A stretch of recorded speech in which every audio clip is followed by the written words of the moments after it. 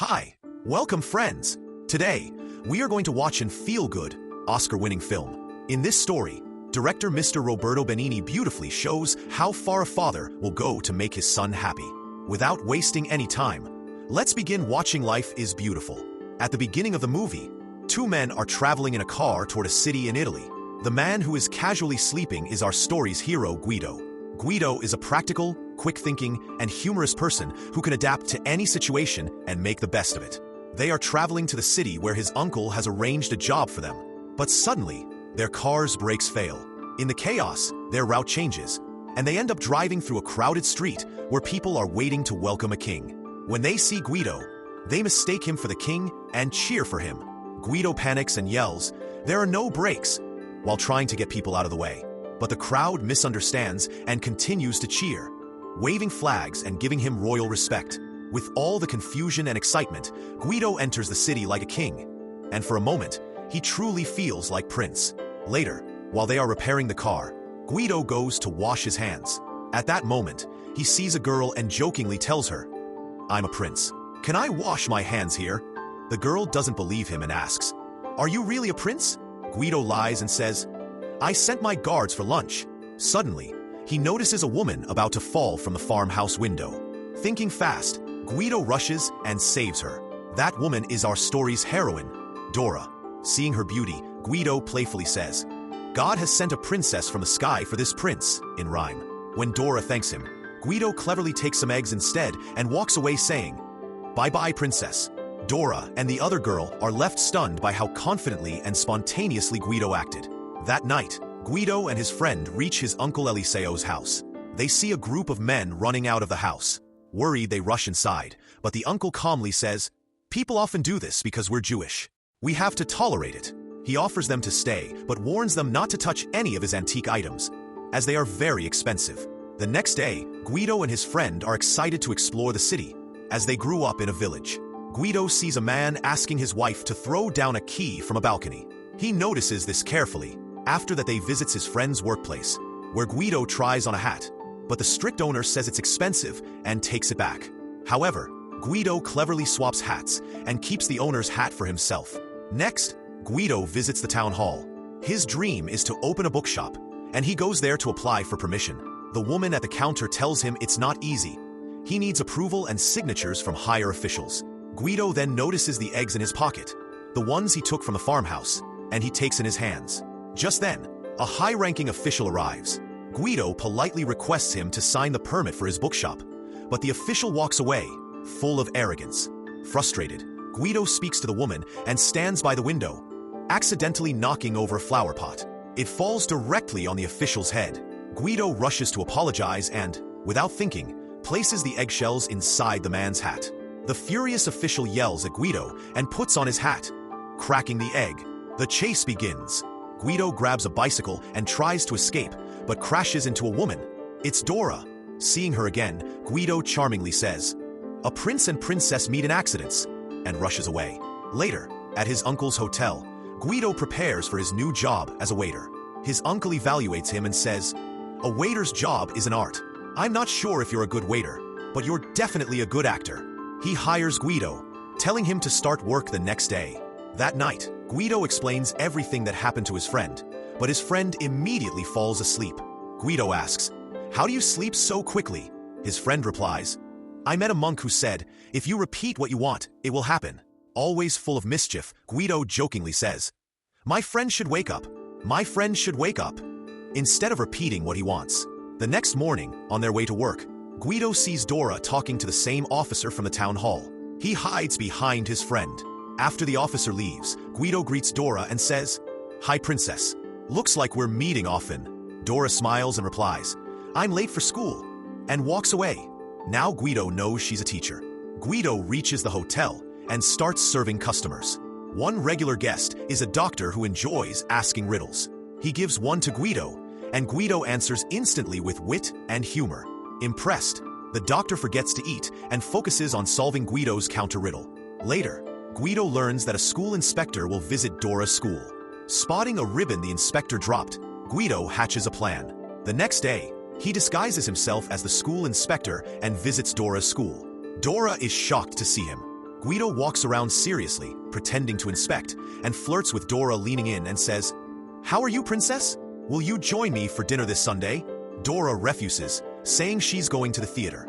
The headmistress introduces Guido as a great scientist and a role model for the children.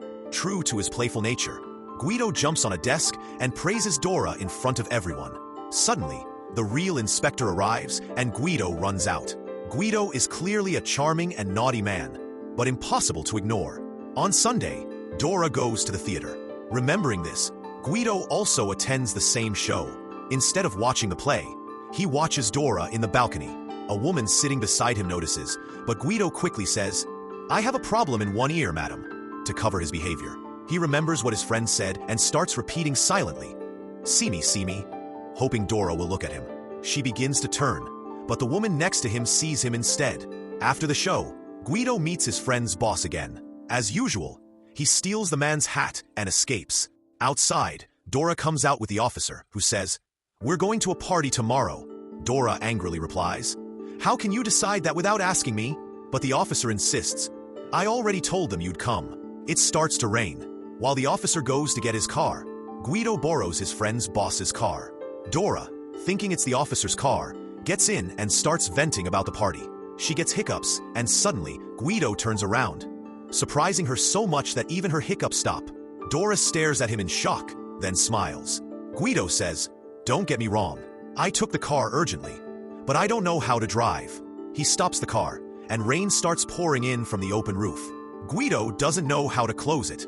Always spontaneous, he removes the steering wheel, puts a pillow on it like an umbrella, and gives it to Dora, saying, "A princess must not get wet."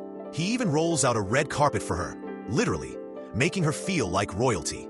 Dora is emotionally stirred. She explains that the officer is her childhood friend, and because of that, she can't say no to his invitations. Guido wants to cheer her up. He remembers the key-throwing incident from earlier. Fortunately, he stands in that place and calls up to that woman like her husband did. Amazingly, the woman throws the keys again. Dora is stunned.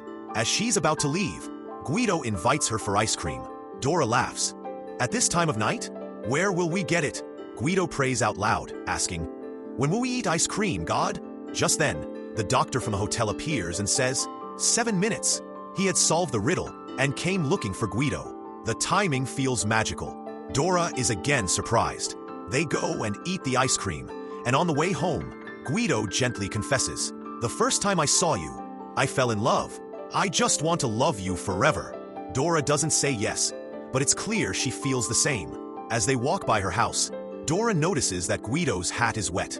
Suddenly, the original hat owner rides his cycle nearby. Guido sees him and jokes to Dora, "Looks like it's time to change hats again." He is about to pray, but Dora stops him, and she prays.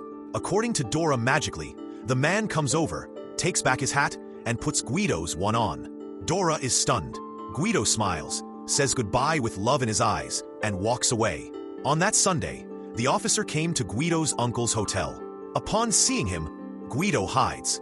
Dora, dressed like a princess, wasn't interested in attending the party. Meanwhile, Guido sees his uncle standing sadly outside with his horse. Someone had painted the horse green and written offensive things about Jews on it. But Guido, ever the positive man, calms his uncle down and takes him inside. There, he sees Dora. Guido is amazed and happy. She looks beautiful, like a princess. But when Guido was about to approach her, there he sees that officer. He takes a flower pot to hide. Meanwhile, that riddle doctor sees him and asks a new riddle and tells him to find the answer. Dora was sitting sadly at her table when they brought out a huge cake. On the cake, Guido written, "Good evening, princess." Seeing this, Dora immediately understood that Guido had been there. She began searching for him in the crowd. But just then, an officer approached her and took her by the hand. In front of everyone, he announced, "Dora and I were childhood friends, and we're going to get married soon." Hearing this, Dora's mother was overjoyed. But Guido, who was hiding in the crowd, was heartbroken. He slowly sank to the ground in despair. Somehow, he managed to compose himself and stay standing. At that moment, Guido's uncle saw him, unknowingly serving with a dog on his platter. Guido didn't even notice it. As he approached Dora's table, he slipped, and the plate fell near her. While cleaning it under the table, something unexpected happened. Dora crawled under the table, looked him in the eyes, and softly said, Now I'm telling you, I love you. Take me with you. Guido's face lit up with joy. Give me 5 minutes, he replied, beaming. A moment later, Guido returned, riding in on a green-painted horse. The crowd watched in surprise and delight. The officer looked at him and thought, I've seen this man somewhere before. Meanwhile, Guido smiled and said, Princess, come, sit on the horse. With pure happiness, Dora climbed up, and Guido rode away with her like a true princess. The crowd cheered, thinking it was all part of the officer's surprise arrangement.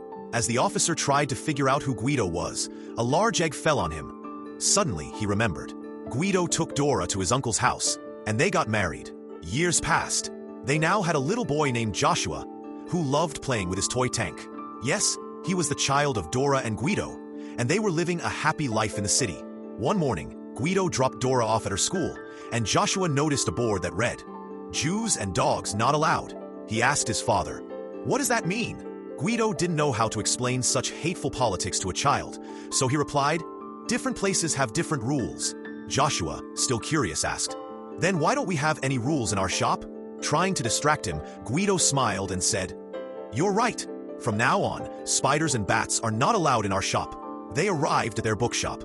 Guido had finally fulfilled his dream of owning one. But then, 2 German officers showed up. They were there to question Guido again. Tired of the frequent interrogations, Guido sighed.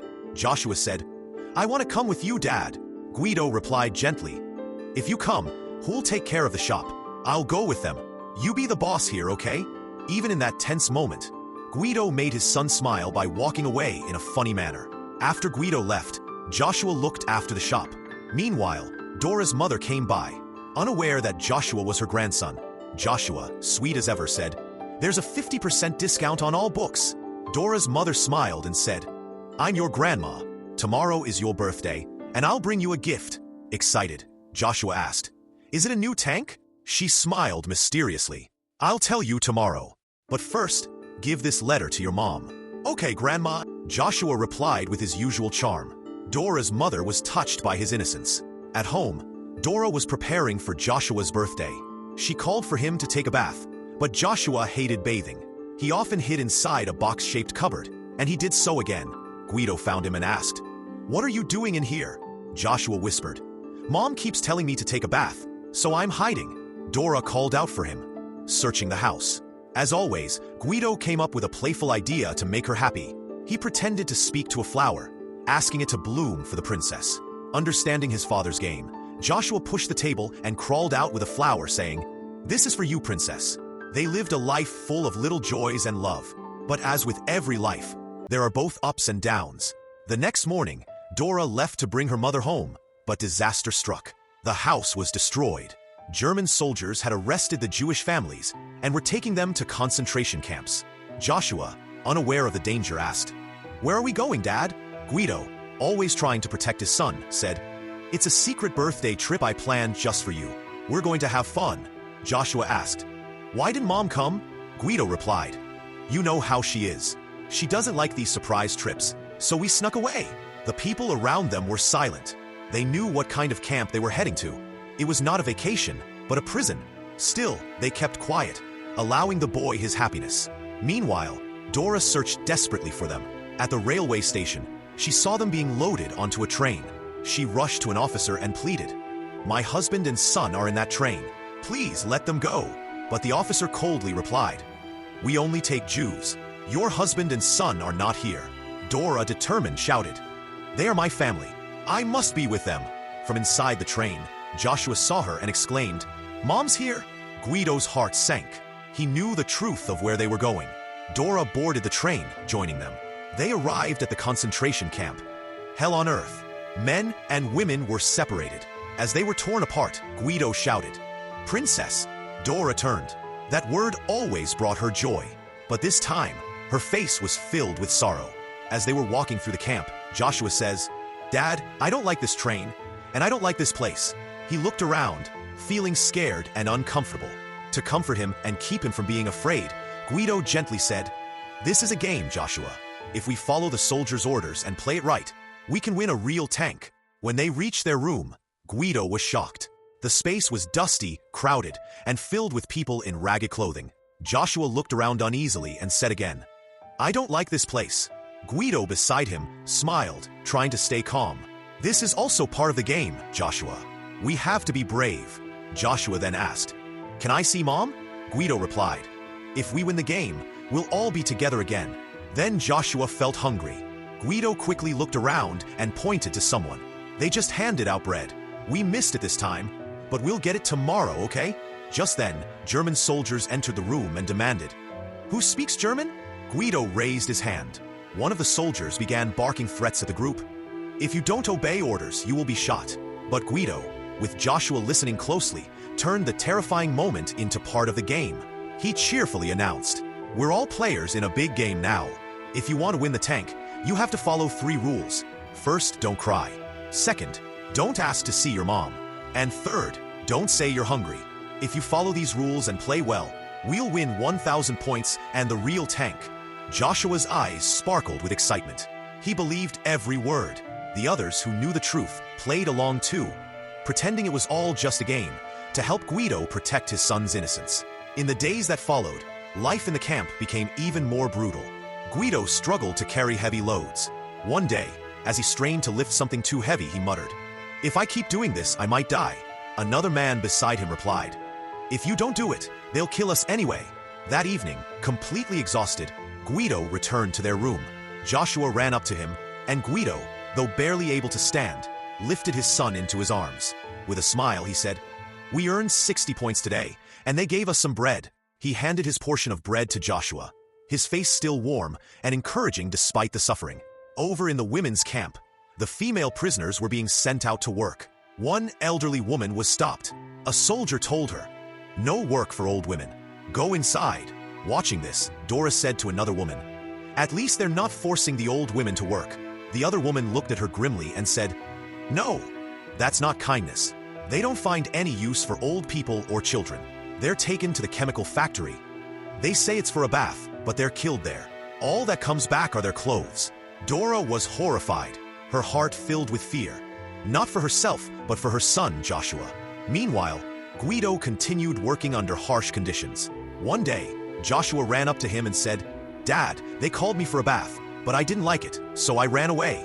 Guido, still unaware of what the baths really were, asked casually, Why didn't you go? A bath is good. Joshua changed the subject.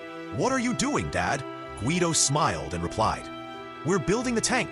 That's part of the game, remember?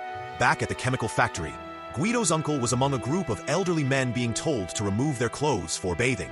He quietly complied, fully aware of what was about to happen. The sadness in his eyes spoke volumes. He had no choice, no escape. Only minutes left to live. When Guido finally discovered what really happened in the chemical factory, he panicked. He rushed to find Joshua before the soldiers could. If they saw the boy, they would kill him. But even in that horrifying moment, Guido stayed calm, hides his son in the upper cot, and said gently, We've reached the 2nd level of the game, Joshua. In this level, you must not let any of the soldiers see you. You need to hide. If you stay hidden until I come back, we'll win 150 points. This is a big one. Don't miss it. The next day, Dora was working in the chemical factory. She was assigned to sort through clothing. One by one, she picked up each piece, searching fearfully for her son's clothes. Please don't let his clothes be here, she silently prayed. Meanwhile, Guido had hidden Joshua inside a trolley. When he noticed the announcement room was empty, he sneaked inside and turned on the microphone. Hello, princess. How are you? He said cheerfully. He held the mic up to Joshua, who said, Mom, we're in the game, and we're going to win soon. Dora heard her son's voice echo through the loudspeaker. Tears filled her eyes. He was alive. Later, the camp began checking for the weak and sick. Those deemed unfit to work were taken to the gas chambers. In the crowd, Guido spotted the doctor he had once known, the one who loved riddles. Seeing a familiar face gave Guido a small spark of hope. He looked at the doctor and said, I know the answer to your last riddle. But the doctor said nothing. His face was cold and distant. Later, Guido returned to their room, hopeful that the doctor might help him escape the worst. Maybe, he said to himself, he can help move me to a better job, like serving the soldiers. But as he looked around the room, he noticed Joshua wasn't there. He panicked. Joshua, he called out. After a tense moment, Joshua crawled out from under the cot. Why were you hiding there? Guido asked, relieved. Joshua replied softly. Someone told me that when the soldiers see kids like me, they put them in ovens and kill them. Someone in the camp, perhaps frustrated and bitter, had told Joshua about the gas chambers. To calm him down, Guido smiled gently. That person must be someone who doesn't want you to win the tank. They're just trying to make you lose points. But guess what? We're at the top of the leaderboard now. Still, Joshua looked down and said, "Dad, I don't like this place. We should leave." Seeing his son so distressed, Guido stood up and pretended to pack their things. "All right, if you don't like it, we'll leave. But it's a shame. They were just preparing the biggest tank ever, and we're winning. My son doesn't like the game anymore, but that's okay," Guido said, pretending to walk out in the rain. Hearing about the tank and the top score, Joshua suddenly changed his mind. "Wait, Dad, come back," he called out. Guido smiled. His little drama had worked. He had once again turned fear into hope for his son. The next day, Guido works as a servant. Meanwhile, he sees some German kids playing, and he immediately calls for his son. "Joshua, there's a box. Go open it." Joshua opens it, surprised, and comes back saying, "Dad, there's a boy hiding in it." It seems the kids were playing a game of hide and seek. Guido smiles and tells him, "This is also a game, Joshua. Just go with them, play, enjoy, and eat. But there's only one rule. You must not speak. If we win this game, we'll get huge points." Just then, a nanny arrives, thinking Joshua is also a German child. She takes him away. Guido, thinking at least he'll get some good food, starts serving the soldiers. There, he spots the doctor. Guido looks at him with longing, hoping that somehow this doctor might help them. Meanwhile, Joshua is with the other children. When a servant serves food, Joshua says thank you in Italian. The servant, suspicious, goes to fetch the nanny. Realizing what happened, Guido immediately teaches all the children to say thank you in Italian. The nanny arrives, sees Guido teaching the children, and assumes this is the cause of the trouble. She yells at him and sends him away. Despite this, Guido manages to save Joshua and returns to his work. Soon after, the doctor asks, "I want to speak with you alone." Guido's heart leaps, thinking this could be his chance to escape and get help. He quickly informs Joshua. Today, this game is going to end. When Guido meets the doctor, he eagerly awaits, but to his heartbreak, the doctor simply asks him the answer to a riddle. Guido is crushed. This is all the doctor wanted from him. Riddles. His last shred of hope vanishes. He walks away defeated. Normally, Guido faces every situation with joy, but this time, he feels lost. As he approaches the gramophone, he decides to play his wife's favorite song. He turns the speaker toward the window, hoping that even though he can't speak to her, he can still make her happy. It's a simple yet profound gesture that shows just how much he loves her. That night, Guido takes Joshua back towards the camp, thinking at least his son has had enough food for the day. As they approach, smoke and chaos fill the air. German soldiers are running around. Guido reaches the camp, and the sounds of gunshots and bombs echo through the night. One man in the camp tells them that the war is almost over because Hitler is dead. However, the soldiers are taking people away in a van, and when it returns, it's empty. This means they will kill everyone before the night ends. Panicked, Guido grabs Joshua and rushes through the chaos, avoiding the soldiers. He explains to Joshua, "This game is going to end tonight. The soldiers are searching for you because you're the highest scorer. If we can stay hidden until morning, we'll win, and a new tank will be awarded to you." He hides Joshua in the same box where the children had played earlier. Even in the chaos, Guido continues to pretend the whole situation is just a game to comfort Joshua. He then reaches the women's camp and sees Dora being loaded into a van. He returns to his son and says, "Stay here. Hide until I get back. If I don't return, wait until the gunshots and bombs stop. Then come out." Guido hides Joshua in the box again and disguises himself as a woman. But unfortunately, a German dog catches his scent and starts barking. Guido is terrified, but then he whispers the same magic words he had used before. Miraculously, the dog leaves. In this moment, the director beautifully conveys a powerful message. No matter how grim the situation, we must never lose hope. Guido escapes the light by climbing a building, still disguised as a woman. He rushes to the van, shouting for Dora. The soldiers see him, and like before, he climbs the building to evade capture. But this time, he gets caught in the searchlight. A soldier is ordered to take him away and kill him. As they march toward the place of execution, they pass by the box where Joshua is hidden. Guido, ever the optimist, keeps pretending the whole situation is part of the game. He walks with a funny, carefree stride to make his son think it's all still a game. The soldiers, confused, take him away. The next morning, the soldiers leave because the war has ended. As the sounds of gunfire and explosions stop, Joshua comes out of the box. He looks around, but no one is there. Just then, a tank drives up in front of him. The tank had fought against the German soldiers. Joshua is stunned and happy, thinking that winning the game had earned him the tank he had been promised. The soldier in the tank takes Joshua with him. As they move through the crowd of surviving Jewish people, Joshua spots his mother, Dora. He jumps off the tank and runs to her. Dora, stunned and overjoyed, wraps her arms around him. Fortunately, the soldier who took Guido to kill was a good person. He didn't kill him. Instead, he released him. After that, Guido has been searching for his family and eventually finds them. The family is reunited, and for the first time in a long while, they are together, safe and hopeful. They go on to live a happy life once again, just like before. And that's the end of the story. I hope you all enjoyed it. Thanks for watching.